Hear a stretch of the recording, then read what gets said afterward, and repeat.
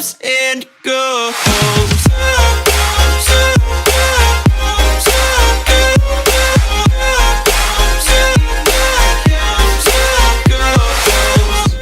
Okay, so here's the map of the Bolaven Plateau. So we are here in Pakse, and today we're gonna drive to Tad Taishka. We'll go back to Pakse, and from there we're gonna continue up north. And this is where you can find some quite authentic villages. There's also a couple of elephants which are walked around 5:30 in the evening. Alright, so we're at the coffee place. Let's check it out, it looks pretty cool.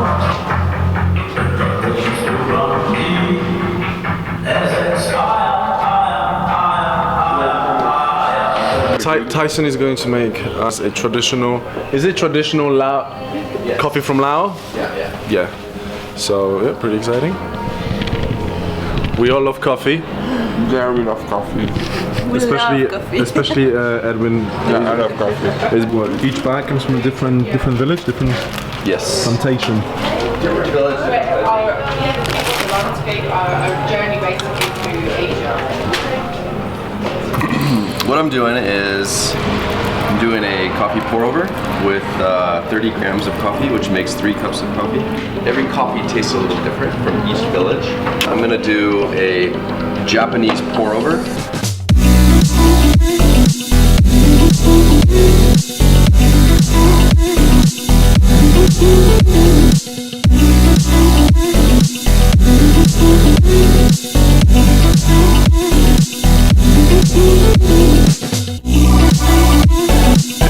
Now, as it cools, you'll get more of the flavor. You'll get more fruitiness, more floralness, more sweetness. It smells kind of sweet. There you go. That's a nice coffee.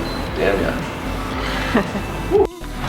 So we're back in our guest house. We're just gonna quickly pack and then we are hitting the road. And check this out, my sunglasses are still holding on. Okay, all the team is ready and we are about to hit the road. Let's go! Let's go! Yo, yo, yo!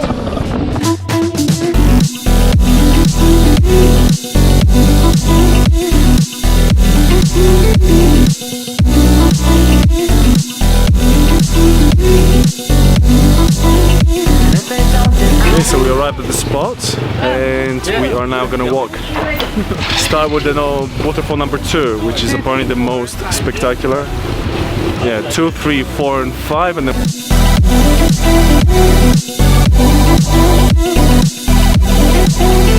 Does it ever end? Does it ever slow? Why do my thoughts always seem to go somewhere far away where I can't hear myself?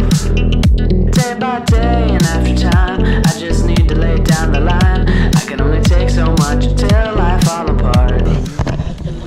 On the way to the next waterfall. The walk to the waterfall number 3 is quite tricky. We have probably like thousands of steps to conquer. Walking upstairs is not going to be fun at all. And if they don't, then I won't let it get to me. So it looks like this is the waterfall number 3. It's not very tall. It's a nice place to relax. I think we're going to just recline here for a bit, get some sun, and soon we're going to head off.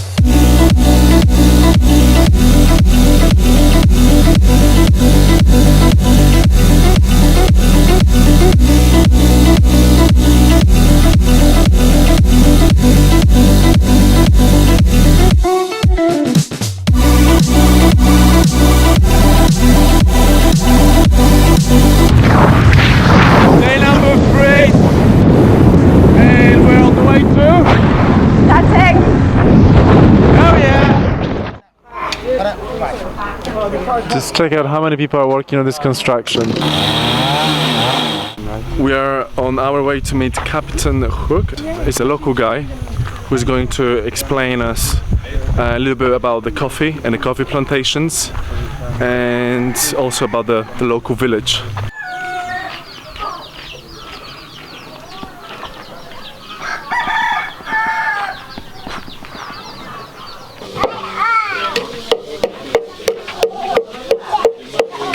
So these bamboo sticks are used for filtering coffee. That's a filter. You put a coffee inside and then you pour some hot water. The process takes about 2 minutes and then you collect the coffee in the bottom part.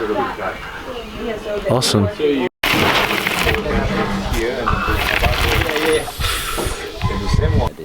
People in my village, they start smoking when they are 2 years old. Medium woman contact with the spirit, what happened to you. Okay. And then they make ceremony and sacrifice. Yeah. How many coffee you know? It was Arabica, no? Yeah. Robusta, and then... You do bubbles! So, Captain Hook is just about to eat a red ant. Okay, I think it's the first tropical food or weird food I'm trying here in Asia. I cut the head for you, yeah. Yeah, it's like lemon. Yeah. Yeah, very acid. You wanna try? Captain Hook is just crushed like hundreds and hundreds of ants. Jesus. Eat them. Yeah, and then you stop it. You stop and then you smell it. Oh.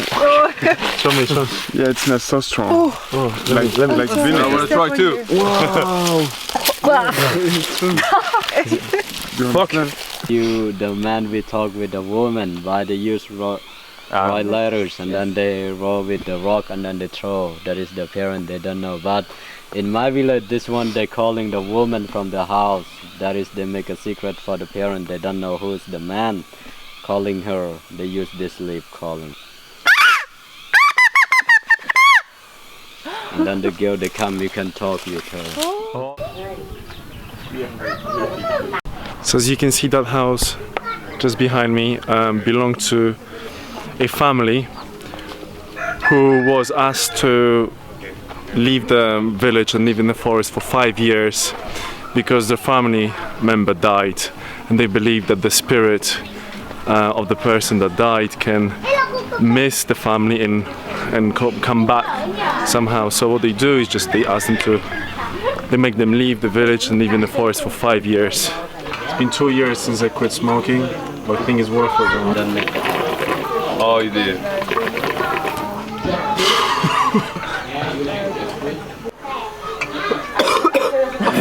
It's really strong.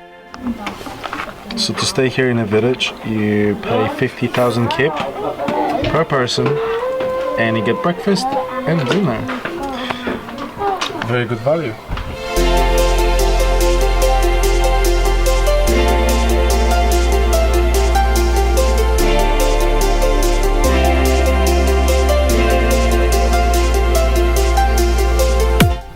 This place here, it's the center of the village, and that's where they sacrifice animals. So the people here in this village are animists, which means that if, for example, somebody gets sick in the village, they would sacrifice an animal. They start with a puppy, with a dog puppy, and if that doesn't help, then they go for bigger animals. And I think that the top animal that they can sacrifice is the water buffalo. Okay, so we just arrived in Tadlo. Tadlo is a place where you can see elephants, and we are now just checking it into our bungalow, for which we paid 40,000 kip, which is about $5. So we're getting 2 beds, nice clean bathroom, with electric shower. Hopefully there will be some hot water coming out, but there is a river and the Wi-Fi. Very nice place. I like it.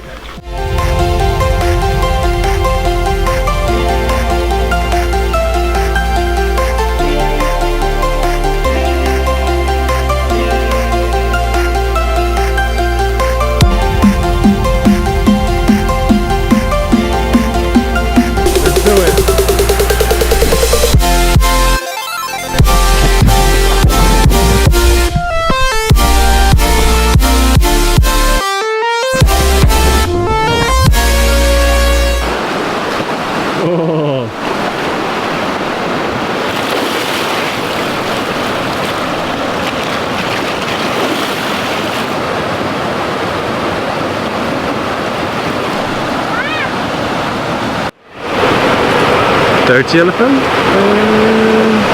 elephants. And this is how the elephant eats the sugar cane. Ah, he likes it, huh?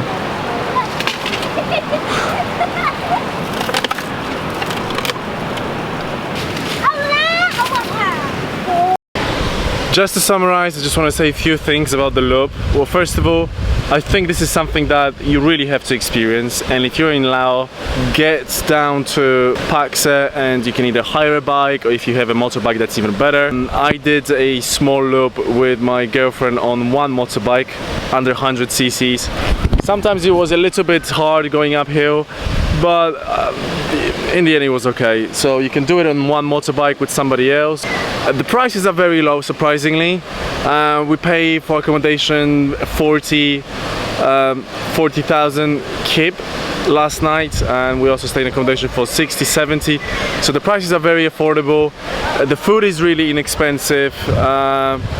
So you shouldn't be spending too much money here, and the views that you're gonna see are priceless. I mean, the waterfalls are extraordinary. Yeah, don't forget to visit that village with Captain Hook. You gotta meet him. You gotta go on the tour with him. He will explain you everything about the coffee plantations and about the local customs, which some of them are really freaky. If you have any other suggestions, if there's something else on the loop that I haven't covered or I've missed, please let me know in the comments below if you have already done this trip. If you haven't, leave me any questions and I'll be more than happy to answer them.